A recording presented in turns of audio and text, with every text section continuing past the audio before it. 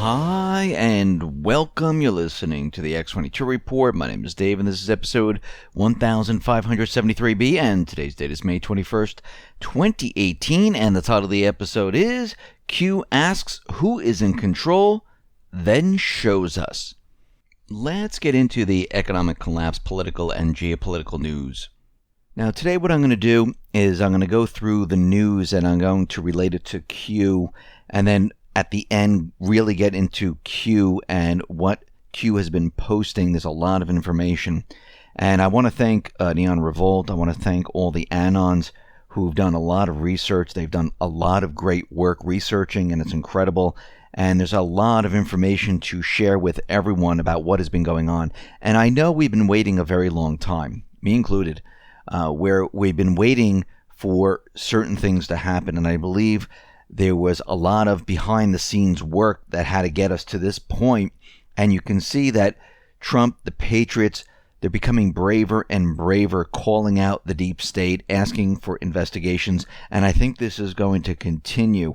Now, do I think everything's going to start tomorrow and everything's going to come out into the open? No, I think it's going to be a slow progression to more and more information coming out, bringing the public in to understand what is going on, because I can see right now a lot of the public, they don't really believe what is happening. Even if you present them with hard facts and videos and documentation, they're still in that illusionary realm where, no, this can't be true, it has to be a lie. And I think it's going to take time to bring people in. And I think once you bring people in, they're going to get angry. Remember yourself waking up and learning the truth and researching and understanding. You became angry, then you started to do research. And I think a lot of people are going to be angry in the beginning. And I think this is why Trump is continually tweeting out there, trying to wake up as many people as he possibly can to maybe think about it. Now, I'm not saying it's going to wake every single person up and they're going to go, aha, I get it. It's not going to happen that way. But let's start off with this FBI informant. We discussed this yesterday. Stefan Halper, 73, Cambridge professor. Now, Devin Nunes is out there saying, listen, Halper might not be the only FBI informant. There might be multiple informants who snooped on the Trump campaign. And if we go back to Q, we need to remember he did post something saying that Manafort and Carter Page, they were also informants. We'll have to see how that plays out. And he was out there saying, yes, those also were informants. We see that the New York Times, we see the corporate media, they're trying to do whatever they possibly can to explain what is happening. Now, the Russian collusion narrative is disintegrating very, very fast. And even the biggest Russia-gate cheerleaders, well, they're exiting stage left. I mean, there's nothing left. There's nothing left for them to say. And they're basically backing away from it. The FBI itself, for having created the narrative after planting at least one infiltrator or maybe multiple infiltrators in the Trump campaign, well, they're trying to figure out what to do next. The New York Times tried to pivot the collusion story away from Russia and toward the Middle East, reporting that Trump advisors met with an emissary for two Gulf nations during the campaign. A meeting arranged by Blackwater founder Eric Prince, suggesting countries beyond Russia may have offered help. I mean, they're just going after anything they possibly can right now to explain why all this is happening. And I think as more and more of the truth comes out, they're going to have a very, very difficult time. And we need to understand something really important. Post 1355, this is going back to May 13th, Q said, why are Democrats slow-walking POTUS federal nominations, judge nominations? Watch what happens in 30 days. Now, this was May 13th. Post 1370, May 15th, Q. What must be cleaned first? Why did Rudy recently join POTUS? Who investigates? Who prosecutes? What can finally be done? Who has the ultimate authority? Well, POTUS has the ultimate authority. And what can he do? Well, he can use his powers. He called on the Department of Justice to allow members of Congress to review documents related to the FBI spying, saying if the FBI or Department of Justice was infiltrating a campaign for the benefit of another campaign, that is a really big deal. What else did he do? President Trump hereby demanded that the Department of Justice investigate whether or not the FBI, Department of Justice, infiltrated or surveilled the Trump campaign for political purposes. He just used his power. And the corporate media, the deep state handlers, they're in full panic mode right now, meltdown mode. They don't know what to do. And they're losing the narrative. Now, what's very interesting is they're trying to gain back the narrative any way they possibly can. We know that Susan Rice was put onto the board of directors of Netflix, and we see the Obamas, they've teamed up with Netflix to pump out content. What do you think this content's going to be about? They're trying to regain the narrative by hitting billions of people through Netflix, creating documentaries telling their truth, which is not the truth.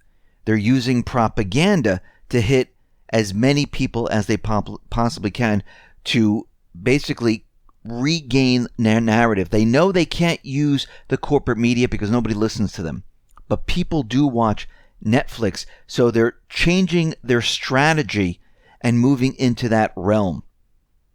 And we can see right now they're trying everything and anything to move in that direction.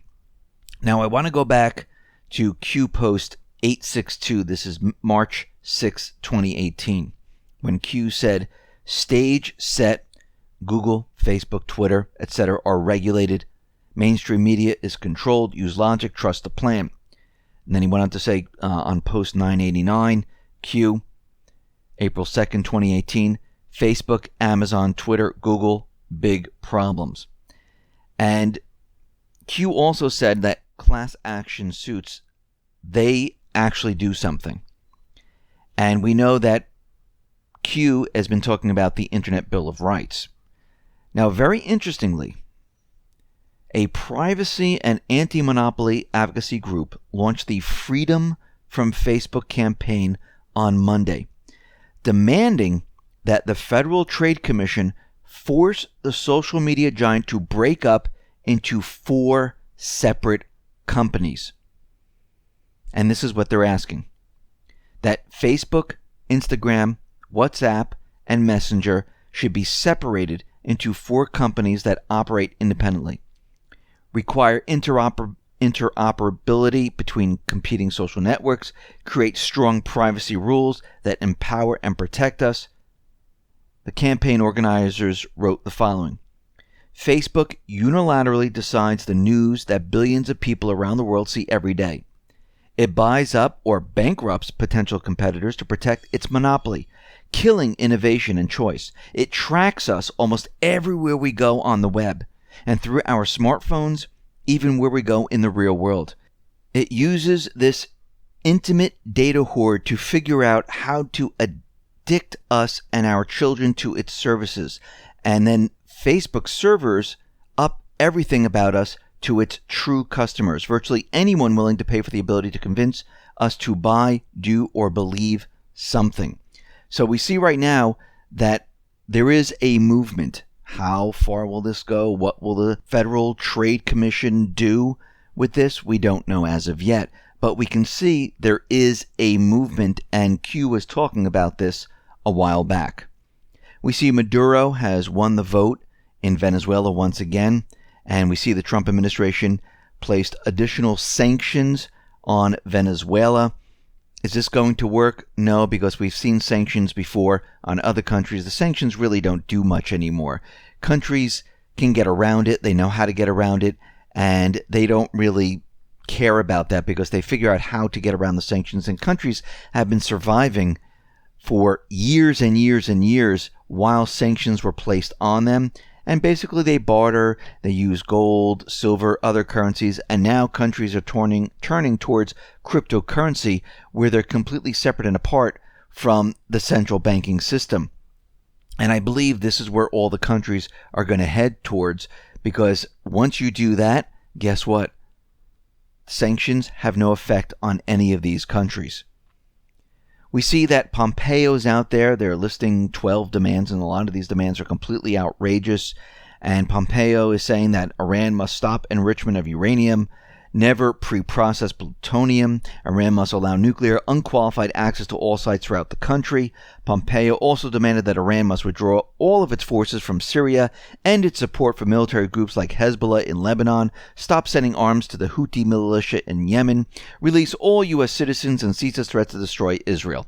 All of this is ridiculous. But how do you make a deal? How do you create a new deal? If you listen to what Trump has done in the past about making deals, you ask for everything, no matter how ridiculous it sounds. And a lot of this is ridiculous. A lot of it's not even true.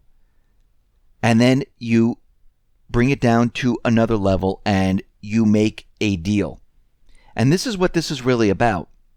It's about putting pressure on Iran, the deep state that are using this platform to launder money, to push their agenda, and by canceling this Iranian deal, Trump is putting pressure not just on Iran, on the European countries, pressure on the deep state, pressure on everyone that is dealing with them. Now, what's very interesting is that Iranian representatives, they were going around to all the European nations trying to, ask them, are we still in this Iranian deal? Are we still with it? And basically came out and said the political deal is great, your political support, but we need something else. We know that Q referred to payments going to Iran. This is what this cargo plane of cash that Obama delivered. All these payments are going through Iran, being laundered, then sent out to the deep state operatives. And Trump basically canceled the payments to Iran by canceling the deal. And remember, Pompeo was in the CIA researching everything the CIA set up. That's why he was there first, then moved into the Secretary of State. And what we're seeing right now is that the Iranian officials, they're going around looking for who's going to give us money to keep us quiet. And the EU right now is denying that it was planning to offer financial aid to Iran to preserve the nuclear deal. Again, forget the political support. We want money. Now, the EU saying, oh, no, we're not doing this. Maybe they're doing it under the table. Maybe it leaked out. But it seems like they're talking about money. Now, there was no response from the German Foreign Ministry. And we can see at this point that Europe is having a problem because they need to continually pay to keep everyone quiet. And eventually, what might happen is the EU might fold. And this is one of the reasons why they might fold and go along with Trump in the end.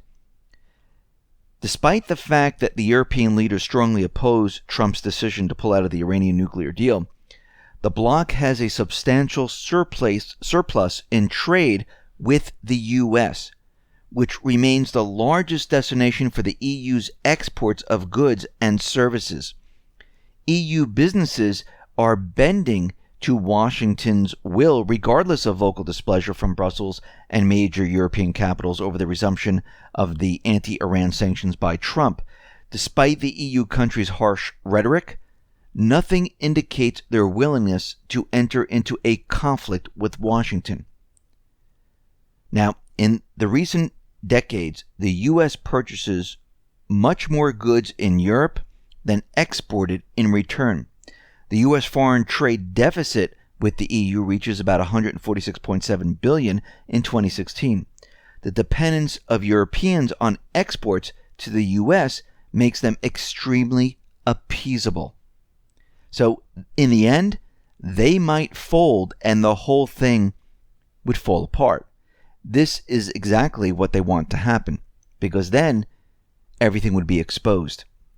We see out in Syria, the Islamic State right now, they burn their headquarters in southern Damascus. The Islamic State is completely finished. There are reports now that they're being bussed out of Damascus.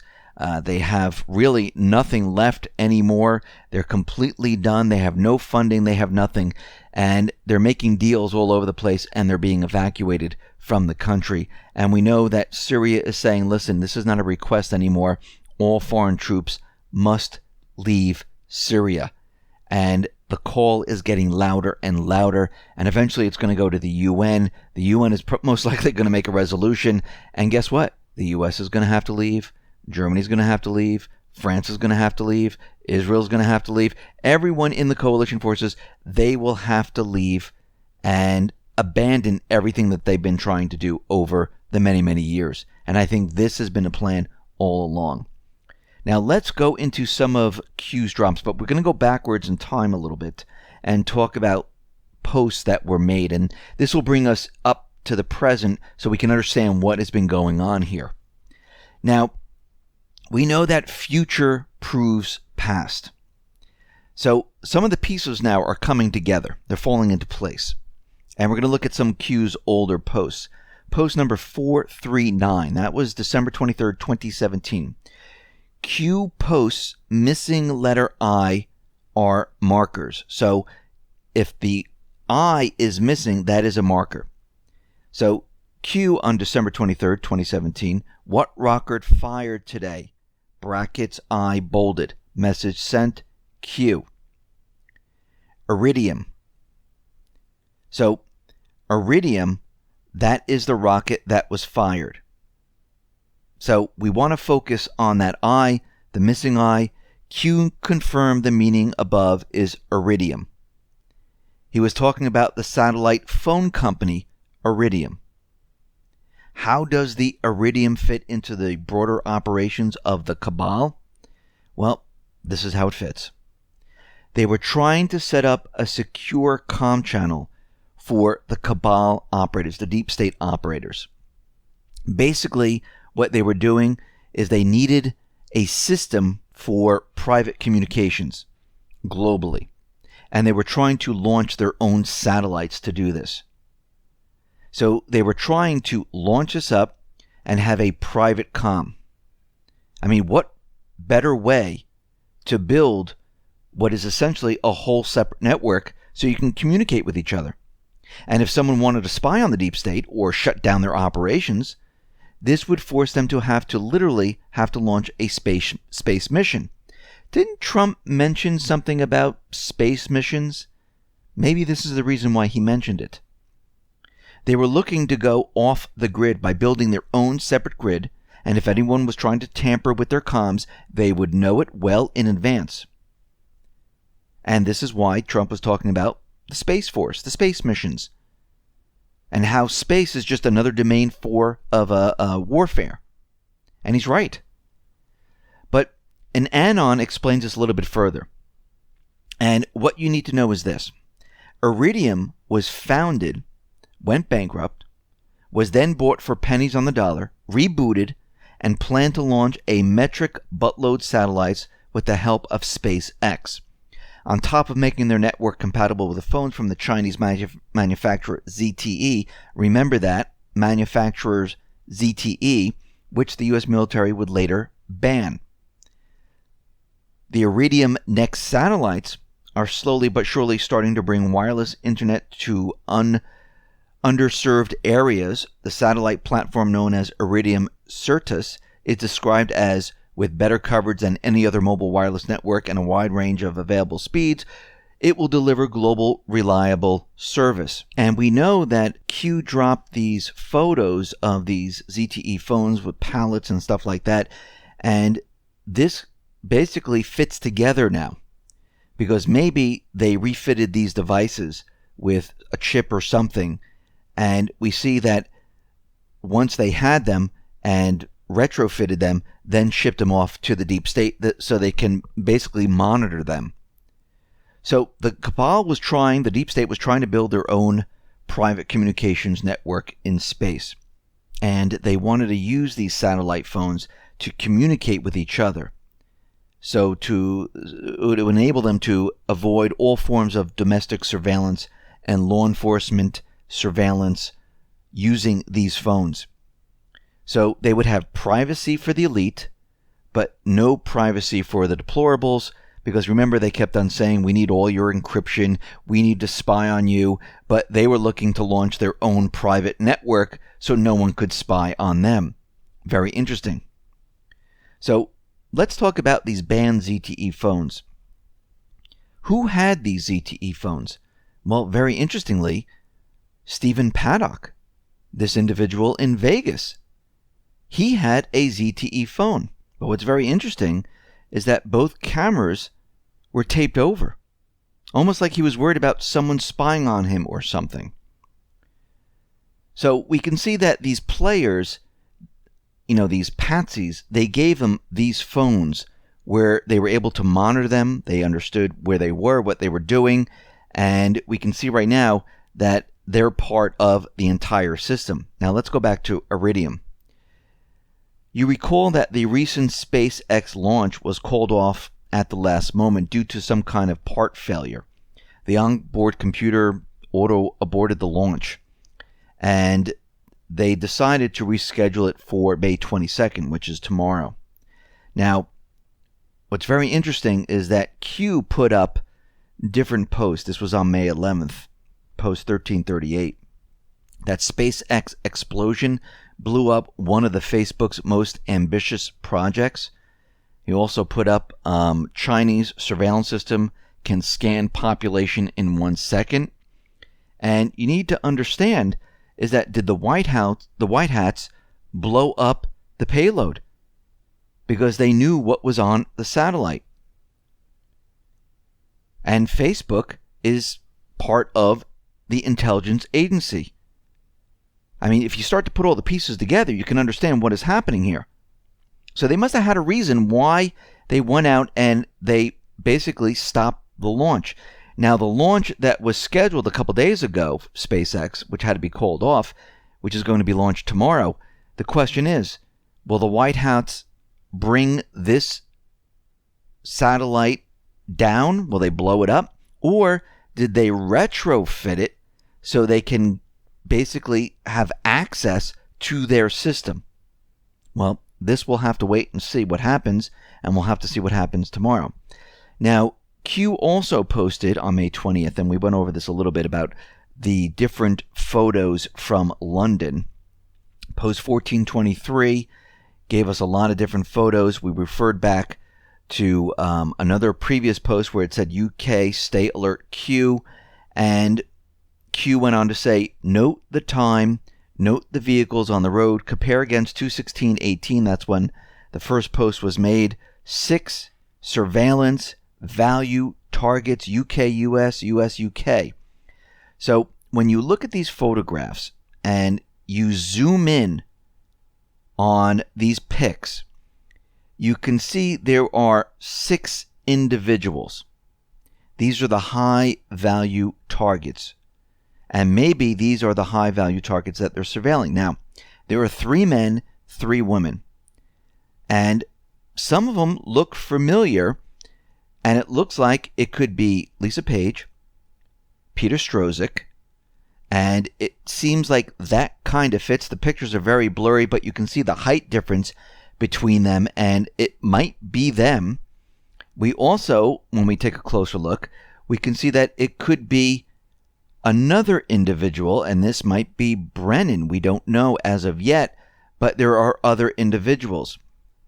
Now, also looking at these photographs, there is a plaque about Sir Joseph William Bazalgette. And basically, he drained the swamp. And there's a whole little story about him and how he was working in the sewer network for central London. And basically, he drained the swamp there.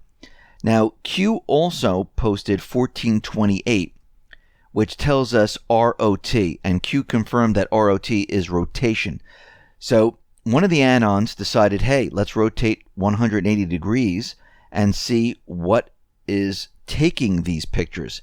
And we ended up at the Corinthia Hotel. There's a camera right outside, which is very interesting. And there's something else very interesting about the Corinthia Hotel in London. It talks about Red Sparrow. That Red Sparrow was filmed there. And it turns out that this hotel was part of the 007 spy franchise. And this is where they filmed some of it. And is this a coincidence that Abel Danger has written some absolutely jaw-dropping things about this location, and he mentions the Clintons? So let's read some of it. Abel Danger claims that Hillary Clinton's aides have been recruiting special ops personnel and crisis actors to stage mass casualty events through MI6 agents in the London's Corinthia Hotel building owned by Malta's IHI PIC, the Libyan Foreign Investment Company, and Nakheel Hotels of Dubai, and production crews from Eon Productions, the Bond movie production company, which is very interesting. And also we need to notice is that the line about the DRSN potentially being dismantled by Trump. Now there's a section in here where it says the following. AD claims that Serco has linked the Clinton Foundation to 8A servers on the Defense Red Switch network, so pay-to-play donors can stage special ops attacks such as the one on the Corinthia Hotel in Tripoli in January 2015 with the media plays by crisis actor. And it went on to say that the United States Marine Field McConnell can explain to Donald Trump how to dismantle Serco's Red Switch network, how to bring the Clinton Foundation insiders to justice, and how to restore the ability of the President of the United States to defend America against all enemies, domestic and foreign. And when you look at this, what are they talking about? The Red Switch Network, the Defense Red Switch Network, and that is the DRSN, is a dedicated telephone network which provides global secure communication services for the command and control structure of the United States Armed Forces. The network is maintained by the Defense Information System Agency and is secured for communication up to the level of top secret SCI. Now, this fits into the whole thing where the deep state needed a new secure comm network. If white hats had compromised one of the deep state's older, most widely used solution, it makes sense that they would be scrambling for a new one, which brings us back to Iridium. Remember, they were trying to launch that satellite to set up their private system. And when you look at this and read the above Abel Danger article, it all but confirms the Corinthia hotel chain is a deep state operation. The Corinthia in London also has the distinction of being a former British government building, so it probably came ready-made with secure rooms and such. Now, there are many other locations where the Corinthia Hotel are located. We have the Corinthia Hotel in multiple locations: St. Petersburg, Budapest, Lisbon, Prague, Tripoli, Malta, Brussels, Dubai. They're opening up in 2020. So we can see that they're in many, many different locations, and they are used by foreign diplomats, government officials, foreign companies, and we can see that this is a deep state operations center. So it looks like Q is letting us know that they know where they are, they have access to the cameras, they see the targets, they know where everyone is. Now let's move on to post 1429, which was dropped on May 20th, 2018. And it says, the truth has been in front of you the entire time. And it gave us a link. It's twitter.com, real Donald Trump status, and a number after that. But what it brings up is this. Back in December 12th of 2013, Trump tweeted out, how amazing. The state health director who verified copies of Obama's birth certificate died in a plane crash today. All others lived. Now, we know there's been a huge argument about Obama's birth certificate. We know Sheriff Arpaio has been investigating this for a very long time, and they actually found the source documents they scanned all these different pieces from and put together, and they created this fake birth certificate. So Q is confirming that Obama's birth certificate is fake, phony, and false. Now, Q posted 1431 on May 20th, 2018, and Q says, those who are the loudest, make sure you watch them. This is a suicide weekend. Pain is coming, Q. And we understand that Brennan is out there right now lashing out against everyone. He's being very, very loud. And I think a lot of these individuals are going to be going into hiding. I think the pain is coming and everything is going to be coming down very, very soon. Now, does this mean it's going to happen tomorrow? No, but we can see that each time this information comes out, it pushes them against the wall. And I think this is being done on purpose to make them do things that they normally wouldn't do, where they expose certain things where the military intelligence can pick up on this and find out more information. This is why you don't want to close in all at once, because you don't know all the pieces, you don't know all the players, and you need to find out who they are. This is why investigations, real investigations, and I'm not talking about the deep state investigations where they say, oh, look, it's someone's cyber attack, we know exactly who it is because it was completely set up. Oh, look, there was a false flag, we know the shooter, we know this, we know that, they know everything because it was made up. Real investigations take a long time. You need to understand who are all the players, you need to know the pieces, and you need to find out the source and where everything is being controlled from. And I think this is what they've been doing all of this time behind the scenes. And of course, they can't come out and tell you this because that would blow their investigation. But as time goes on, they can reveal more and more. And if you notice, they have been revealing more and more and more. And Q has been dropping this, letting us know all of this information. And you can see that Trump, the Patriots, they're taking control. They have control. And now they're saying, let's investigate because they've done all the groundwork. And now I think we're going to see things really accelerate. Listen, everyone, thanks a lot for listening. Be well, be safe, and especially be prepared. Thanks a lot.